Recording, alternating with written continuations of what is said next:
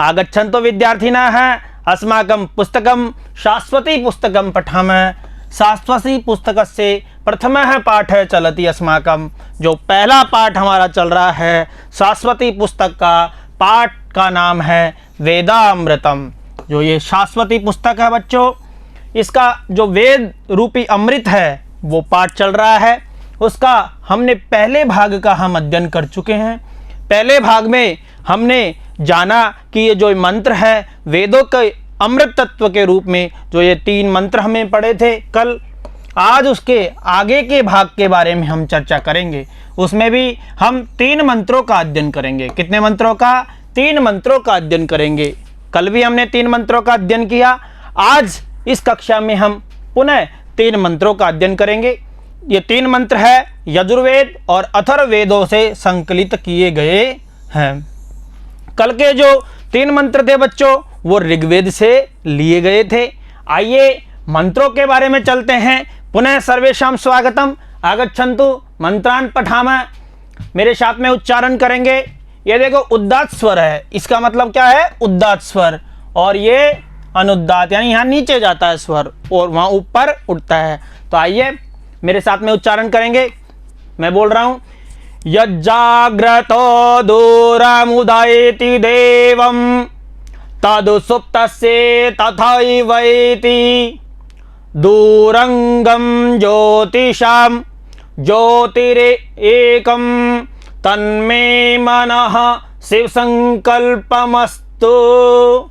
तो बच्चों ये क्या है? देखो कि यज्जाग्रतो दूरम उदयति दैवं तदु सुप्तस्य तथैव एति। उसी प्रकार से दूरंगम ज्योतिषाम ज्योतिरेकम तन्मे मनः शिव संकल्पमस्तु। ज्योति ही एकम। तो एक बार फिर से मेरे साथ में आप बोल सकते हैं यज्जाग्रतो दूरमुदयति देवं तदु सुप्तस्य तथैवेति दूरंगम ज्योतिषां ज्योतिरेकं तन्मे मनः शिव संकल्पमस्तु। यज्जाग्रतो दूरमुदयति देवं तदु सुप्तस्य तथैवैति दूरंगम ज्योतिषां ज्योतिरेकं तन्मे मनः शिव संकल्पमस्तु। जो ये मंत्र है इसको हम देखते हैं यज्जाग्रतो। इसका अन्वय देखते हैं। आइए उससे पहले जाग्रतः यत मन दूरम उदयति तथा एव सुप्तस्य तदु दैवं मनः इति। यत ज्योतिषां दूरम गमम एकम ज्योतिः मे तत्मनः शिव संकल्पम अस्तु। तो बच्चे कितनी प्यारी बात बताई है कि जागृता है यानी जागते हुए प्राणी का, जागरण करते हुए प्राणी का। यहाँ षष्ठी विभक्ति है बच्चों। क्या? यत यानी जो, मन यानी मन, दूरम उदयति यानी दूर भाग जाता है। यानी जागते हुए प्राणी का भी मन क्या है? दूर चले जाता है ना। अपना मन है, हम जाग रहे हैं, हम चेतन अवस्था में हैं, फिर भी कोई कुछ चीज सोची हमने, चिंतन किया और हमारा मन क्या चले दूर चला गया। उसी प्रकार से तथा एव सुप्तस्य, उसी प्रकार से सोते हुए का भी। आप सपने में देखते हो, सपने में आपने क्या क्या कर लेते हो, वो होता है ना, वही क्या है? मन, वही दशा होती है। यानी सोते हुए और जागते हुए प्राणी दोनों का मन कहाँ चले जाता है? दूर चले जाता है, दूर तक चले जाता है, यानी कहीं भी घूम आता है। तदु दैवं मनः इति, तदु दैवं मनः इति। और वही तदु दैवम यानी विज्ञान से युक्त मन, वैज्ञानिक मन, विज्ञानता से युक्त मन क्या होता है? दैवम मनः इति। मन क्या करता है? ज्योतिषाम दूरम गमम एकम ज्योति ही। वही जो वैज्ञानिक विज्ञान से युक्त जो मन है अर्थात दिव्य जो मन है वो क्या करता है?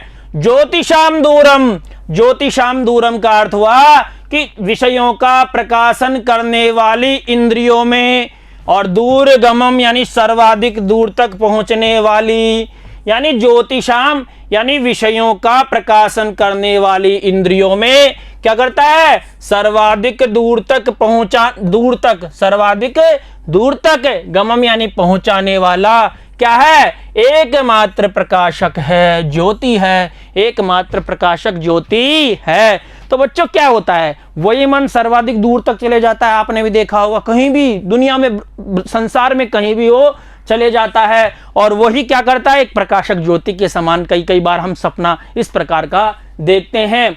तो आगे कहता है मैं तत् मनः, मैं यानी मेरा, तत् यानी वह, मन है यानी मन, शिव संकल्पमस्तु, मेरा जो वो मन है क्या हो, शिव संकल्पमस्तु यानी कल्याणकारी हो, शुभ विचार वाला हो, इस प्रकार की इसमें कामना की गई है। इनके कुछ अर्थ मैंने यहां भी लिख दिए हैं, देखो, जागृत यानी जागते हुए, दूरम उदयित यानी दूर भाग जाता है, सुप्तस्य का मतलब सोए हुए का, जागृत यानी जागते हुए का, दैवम यानी दिव्य विज्ञान युक्त, ज्योतिषाम का मतलब विषयों का प्रकाशन करने वाली इंद्रियों में, दूरगमम सर्वाधिक दूर तक पहुंचने वाली, शिव संकल्प यानी मंगलमय कल्याणकारी विचार वाला, यानी जागते हुए प्राणी का जो मन दूर भाग जाता है, जागते हुए प्राणी का जो मन दूर भाग जाता है, दूर चला जाता है, वही सोते हुए प्राणी की भी दशा होती है। तथा एव सुप्तस्य तदु दैव मनः इति, और कहता है कि वही दिव्य विज्ञान युक्त मन, जो विषयों का प्रकाशन करने वाली, ज्योतिषाम यानी ज्योति है ना, यानी प्रकाशन करने वाली इंद्रियां है हमारी, वो क्या करती है, दूरम गमम, वो क्या करती है, सर्वाधिक दूरी तक पहुंचाने वाला क्या है, एकम ज्योति यानी एकमात्र प्रकाशक है। मैं तत्मनः शिव संकल्पमस्तु, आप मेरा वह मन क्या हो, कल्याणकारी हो, मेरा वह मन कल्याणकारी हो और शुभ विचार वाला, शिव संकल्पम यानी शिव यानी शुभ, संकल्पम यानी विचार, विचार वाला हो। इस प्रकार का इस मंत्र में इस प्रकार की कामना की गई है। बच्चों, ये मंत्र हमने पाठ पूजा में भी देखा होगा, बहुत प्यारा मंत्र है। इसको एक बार उच्चारण करके अगले मंत्र की ओर चलते हैं। यज्जाग्रत दूरमुदयति देवं तदु सुप्तस्य तथैव वैति दूरंगम ज्योतिषाम ज्योतिः एकं तन्मे मनः शिव संकल्पमस्तु। बहुत अच्छा है। आइए इसके कुछ व्याकरणात्मक शब्दों के बारे में हम चर्चा करते हैं। व्याकरणात्मक जो इस मंत्र की टिप्पणी हम देखते हैं बच्चों, तो यत जागृत है, इसका हम संधि विच्छेद करेंगे तो यत प्लस जागृत, यत प्लस जागृत, तो ये यत है और यह है जागृत। तो आप जब इसकी संधि करोगे तो इसमें हल संधि होगी। कौन सी संधि होगी? हल संधि बच्चों। और हल संधि में इस प्रकार की जब स्थिति आती है तो स्तोश्चुनाश्चु सूत्र है हमारा, उससे कौन सी संधि हो जाती है? स्तुत्व संधि हो जाती है। तो यह च हो जाएगा यहाँ, है ना, और प्लस जागृत क्या हो जाएगा? जागृत है। फिर यहाँ इस च का ज होकर जस्त होकर ये रूप बनेगा यद जागृत। कितना प्यारा है। उसी प्रकार से शुभ तस्य में सुप है और पद प्रत्यय है, कत प्रत्यय है, और इसको विभक्ति कौन सी है? रामस्य, यानी षष्ठी विभक्ति है। सुप्तस्य सुप्तयो सुप्तानाम, इस प्रकार के रूप बनते हैं। तथैवेति, तो क्या रूप बनेगा इसमें? देखो तथैव ये था, तथैव एति, तथा एव एति, तो क्या होगा? तथा में आ है और इसमें ये है, आ और ए मिलकर क्या हो जाता है? ऐ हो जाता है। ये ऐ हो गया यहाँ। उसी प्रकार से आगे भी एव में ए है और आगे ए है, तो इसका ऐ हो जाता है इसका भी। तो ये कौन सी संधि में होता है? वृद्धि संधि में होता है। वृद्धि रादेच, वृद्धि रेची जो सूत्र हैं वो यहाँ काम करते हैं। आगे है ज्योतिरेकम, इसमें हम सामान्य चर्चा कर रहे हैं बच्चों, संधि की हम सामान्य चर्चा कर रहे हैं। ये कोई व्याकरणात्मक कक्षा नहीं है, लेकिन पाठ में जो आए हैं उन प्रश्नों को हम देखेंगे, एक एक शब्द के बारे में चर्चा करेंगे। अलग से आपको पृथक संधि का जो विषय है वो पढ़ाया जाएगा। आप निश्चिंत रहे, चिंता न करें, केवल चिंतन करें। आइए, ज्योतिरेकम, तो ज्योति विसर्ग है और प्लस एकम, तो इसमें विसर्ग के स्थान पर क्या हो जाएगा, र हो जाएगा और रुत होकर इसमें बनेगा ज्योतिरेकम। कितनी प्यारी है ज्योति, जो हमारा प्रकाश है।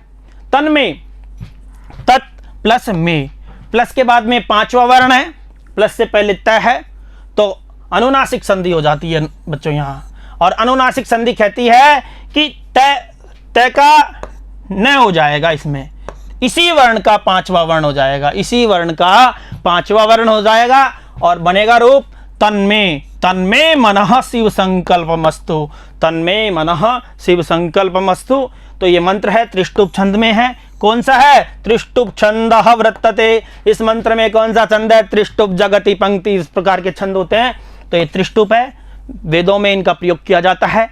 आइए बच्चों, दूसरे मंत्र की ओर चलते हैं। बहुत प्यारा मंत्र है वो भी, तो इसका मेरे साथ में उच्चारण करेंगे बच्चों।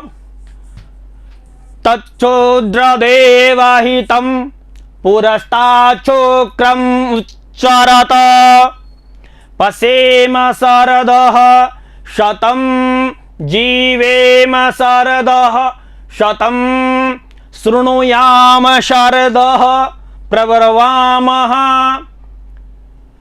शरदः शतं अधीनाः श्याम शरदः शतं भूयश्च शरदः शतात्। बच्चों, इसका एक बार फिर से उच्चारण करेंगे मेरे साथ में। तच्चोद्रदेवहितं पुरस्ताच्छोक्रमुच्चारतः पसेम शरदः शतं जीवेम शरदः शतं शृणुयाम शरदः प्रब्रवामः प्रब्रवामः शरदः शतं अधीना श्याम शरदः शतं भूयश्च शरदः शतात्। पंचमा मंत्र है इस पाठ का और यजुर्वेद के 36वें अध्याय का 24वां मंत्र है बच्चों ये। आइए मंत्र का अन्वय देख लेते हैं, कठिन शब्दों को वहीं से चर्चा कर लेंगे। आइए, देवहितम शुक्रम तच्चक्षुः पुरस्तात् उच्चरतः शतं शरदः पश्येम शतं शरदः जीवेम शतं शरदः शृणुयाम शतं शरदः प्रब्रवाम शतं शरदः अधीनाः श्याम भूयः च शतात् शरदः। पंचमः मंत्रः यानी देवहितं शुक्रम तच्चक्षु पुरस्तात् उच्चरतः शतं शरदः पश्येम शतं शरदः जीवेम शतं शरदः शृणुयामः शतं शरदः प्रब्रवामः शतं शरदः अधीनाश्यामः भूय च शतात् शरदः। यानी यहाँ किसकी आराधना की जा रही है इस मंत्र में, उस सूर्य देव की आराधना की जा रही है। हे सूर्य देव, आप हमें इस प्रकार का जो 100 वर्षों तक का है वो हमें प्रदान करने का कष्ट करे। क्या प्रदान करने की बात कही है, देखो देवहितम, देवहितम का अर्थ क्या है बच्चों, देवहितम का अर्थ है देवताओं द्वारा स्थापित। शुक्रम देवताओं द्वारा स्थापित क्या है, शुक्रम यानी दिव्य या चमकीला, दिव्य या चमकीला। क्या तच्चक्षु वह नेत्र रूपी, नेत्र रूपी क्या चक्षु सूर्य। यहां सूर्य की इसमें बताया गया है, चक्षु का मतलब नेत्र रूपी सूर्य। पुरस्तात् उच्चरत, पुरस्तात् उच्चरतः, कहा पुरस्तात् का मतलब पूर्व दिशा में, सामने की ओर, पूर्व दिशा की ओर क्या है, उच्चरत यानी उदय हुआ है। यानी देवताओं द्वारा स्थापित दिव्य या चमकीला नेत्र रूपी, दिव्य या चमकीला नेत्र रूपी सूर्य पूर्व दिशा में क्या हुआ है, उदय हुआ है। वो सूर्य देव पूर्व दिशा में उदय हुआ है, पूर्व में ही तो उदय होता है बच्चों। तो आइए आगे क्या कहता है, शतम शरदः पश्येमः, शतम यानी शो, हे सूर्यदेव आपकी कृपा से हम क्या करें, सूर्यदेव से प्रार्थना की जा रही है, उस पूर्व दिशा में उदय हुए सूर्यदेव से इसमें प्रार्थना की गई है। हे सूर्यदेव क्या कह रहा है, शतम शरदः पश्येमः, शतम यानी 100 सालों तक, शतम यानी 100, शरदा यानी वर्ष तक क्या करे, पश्चिम यानी देखे। हे सूर्यदेव आपकी कृपा से हम 100 वर्षों तक देखे, क्या देखे, संपूर्ण संसार को हम 100 वर्षों तक देखे, 100 वर्षों तक उसको हम देखे। शतम शरदः जीवेमः, शतम यानी 100, शरदा यानी वर्षों तक, जीवेम यानी जीवित रहे, यानी 100 सालों तक हे सूर्यदेव हम 100 सालों तक क्या करें, जीवित रहे। शतम शरदः शृणुयाम, शतम शरदः शृणुयाम यानी 100 सालों तक हम क्या करें, 100 वर्षों तक हम क्या करें, शृणुयाम का मतलब सुने, हम 100 वर्षों तक सुने। शतम शरद प्रभवाम यानी 100 वर्षों तक हम क्या करें, प्रब्रवाम यानी 100 वर्षों तक सुने, 100 वर्षों तक क्या करें, हम बोलने की शक्ति हमें आप क्या करो, प्रदान करो, बोले 100 वर्षों तक हम बोलने की शक्ति प्राप्त करें। हे सूर्यदेव इस प्रकार के हमारे प्रति आप अनुकूल हुए। आगे कहता है शतम शरदः अदीना, और क्या कहता है, 100 वर्षों तक हम क्या रहे, अदीना, अदीना मतलब न दीनः इति यानी बिल्कुल भी गरीब नहीं रहे हम, 100 वर्षों तक हम बिल्कुल भी गरीब नहीं रहे, यानी दीनता से रहित रहे, और हम क्या रहे, स्वस्थ रहे, श्याम यानी रहे। इस प्रकार की कामना उसमें की गई है। और आगे कहता है भूयश्चः, भूयश्च का मतलब हुआ इतना ही नहीं, शतात शरदः, शतात शरद यानी शतात यानी शतात यानी बार बार 100 सब करते हुए, हम हमेशा बार बार 100 करते हुए, शरद यानी वर्षों तक हम क्या करें, हमारी यही स्थिति बनी रहे। तो बच्चों कितनी अच्छी बात बताई है, हे देवताओं द्वारा स्थापित चमकीला जो सूर्य देव है, चक्षु रूपी नेत्र रूपी जो सूर्य है वो पूर्व दिशा में उदय हुआ है, वो उस सूर्य से हम क्या प्रार्थना करते हैं कि हम 100 सालों तक देखें, 100 वर्षों तक जीवित रहें, 100 वर्षों तक सुने, और 100 वर्षों तक हम क्या करें, हमें बोलने की शक्ति प्रदान करे, बोलने की शक्ति हम ग्रहण करें। शतम शरदः अदीना श्याम, और 100 वर्षों तक हम क्या रहें, अदीना श्याम है। अर्थात कितनी सुंदर बात बताई है, अदीना यानी दीन नहीं रहे, गरीब हम बिल्कुल भी नहीं रहे। भूये च शतात शरदः, बार बार इस प्रकार की 100 का हमें हमेशा क्रम चलता रहे। तो इसको देवताओं द्वारा स्थापित दिव्य या चमकीला जो नेत्र रूपी सूर्य पूर्व दिशा में उदय हुआ है, हे सूर्य हम आपकी कृपा से 100 वर्षों तक देखे, 100 वर्षों तक जीवित रहे, 100 वर्ष सुने, 100 वर्ष तक बोले, अर्थात इतने समय तक बोलने की शक्ति ग्रहण करे, 100 वर्ष तक दीनता से रहित या स्वस्थ रहें।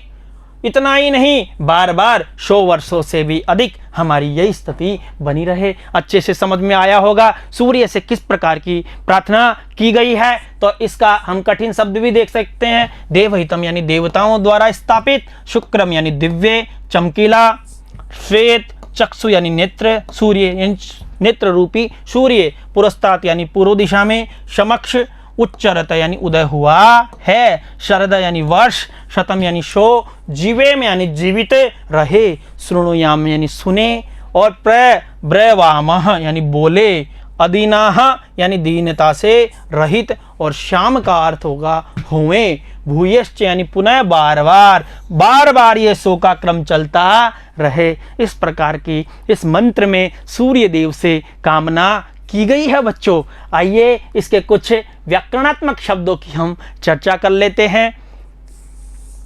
व्याकरणात्मक हमने इसमें टिप्पणी दी है बच्चों, भूयश्च, भूयश्च, और जो भूयश्च उसका संधि और विच्छेद होगा, क्या होगा, भूयः प्लस च, यानी विसर्ग के स्थान पर क्या आ जाएगा बच्चों, शह आ जाएगा, ये स आ जाएगा, और ये स्थिति बनेगी तो विसर्ग का विसर्ग संधि होगी, शत्व हो गई, श हो गया ना, इसलिए तो भूय श, और आगे क्या है बच्चों, च। तो अब ये स्थिति जहां भी आती है वहां एक सूत्र काम करता है, स्तोश्चुनाश्चु। स्तोश्चुनाश्चु सूत्र क्या कहता है, स्तो के बाद में इश्चु हो तो उस स्तो का इश्चु हो जाता है, उसको हम व्याकरण में पढ़ेंगे। तो इसका ये स, ये वाला स हो जाएगा और रूप बनेगा भूयश्च। भूयश्च यानी बार बार। अधीनाः न दीनाः, न दीनाः यानी नए तत्पुरुष समास है बच्चों। यहाँ कौन है, नए तत्पुरुष समास है। तत्पुरुष समास का एक भेद है नए तत्पुरुष समास। पुरस्तात् शुक्रम, पुरस्तात् शुक्रम, इसमें का संधि विच्छेद होगा, पुरस्तात् प्लस शुक्रम। और ये स है ना, ये स, और इसी स का क्या हो जाएगा, ये छ हो जाएगा बच्चों, जो यहाँ दिखाई दे रहा है। एक षष्ठो अटी सूत्र है, उसकी हम चर्चा करेंगे व्याकरणात्मक उसमें। तो इसका छ हो जाएगा, छत्व संधि हो जाएगी। छत्व संधि किसका भेद है, हल संधि का भेद है बच्चों, बहुत बढ़िया।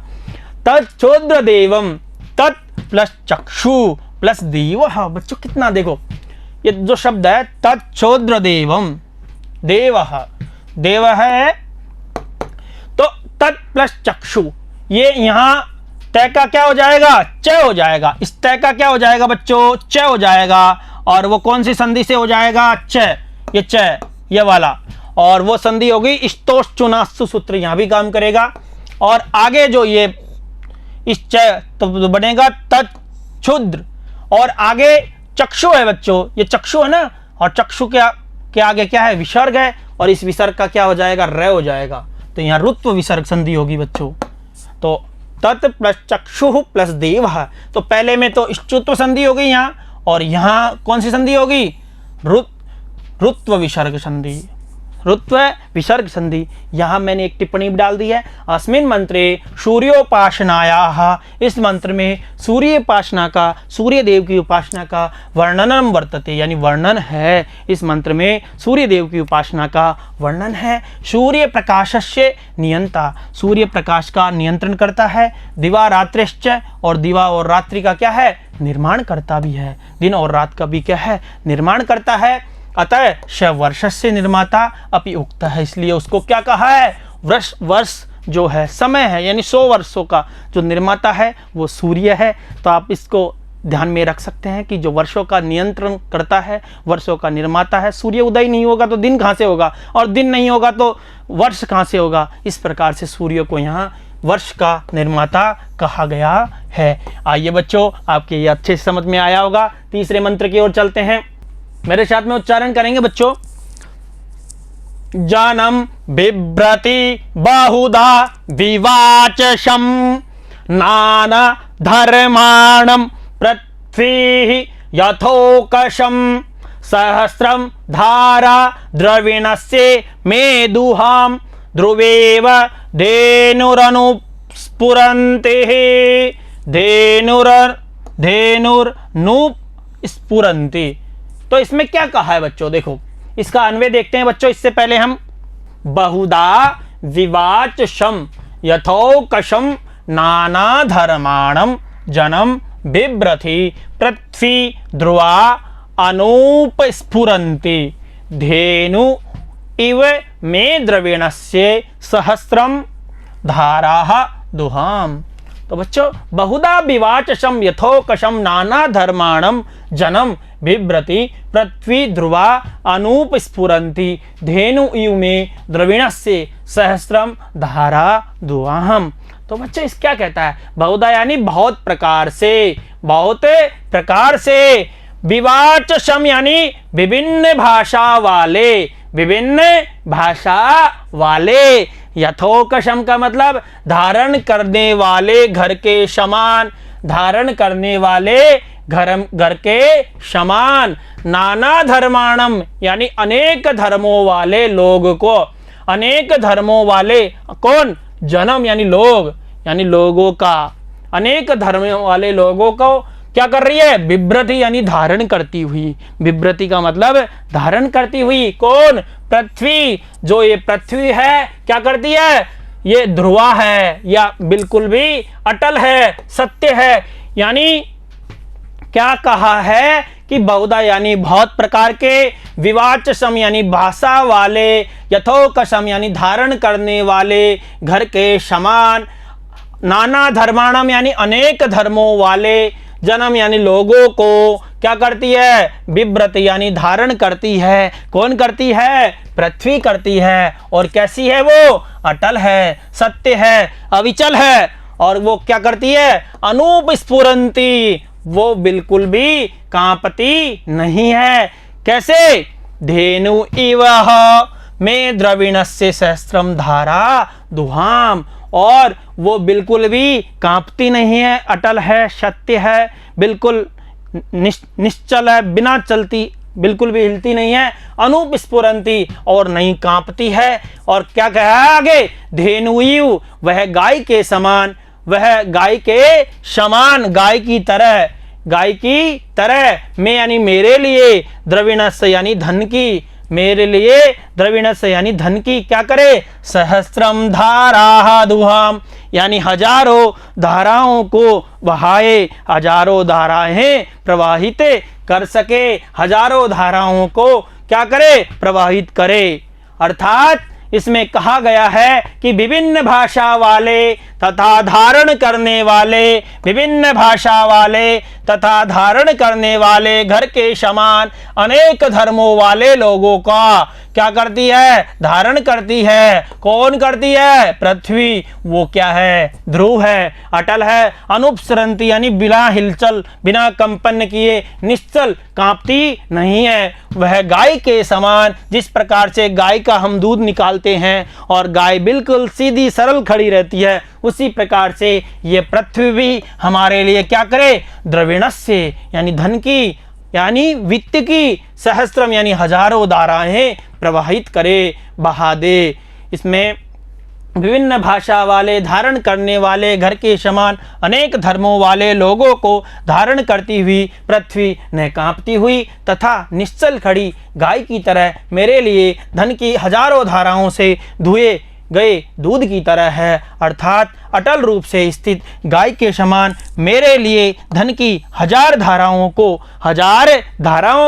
दूध की तरह, गाय का दूध की तरह ही तो बहाती है धाराएं, वे ये पृथ्वी बहा दे। इसके कुछ अर्थ हैं, देखो बच्चों, बहुधा यानी बहुत प्रकार से, विवाचसम यानी विभिन्न भाषा वाले, यथोकशम यानी धारण करने वाले, घर के समान, बिभ्रत यानी धारण करती हुई, नाना धर्माणम यानी अनेक धर्मों वाले, ध्रुवा यानी निश्चित, अटल, द्रविणस्य यानी धन की, षष्ठी विभक्ति है यहाँ, अनूप स्परंत यानी कंपन रहित है, दुआम यानी दुहावे और बहादे। जो ये मंत्र है अथर्ववेद से लिया गया है बच्चों। कहाँ से लिया है, अथर्ववेद से। और अथर्ववेद में भी क्या है, पृथ्वी सूक्त, प्रश्न बन सकते हैं बच्चों।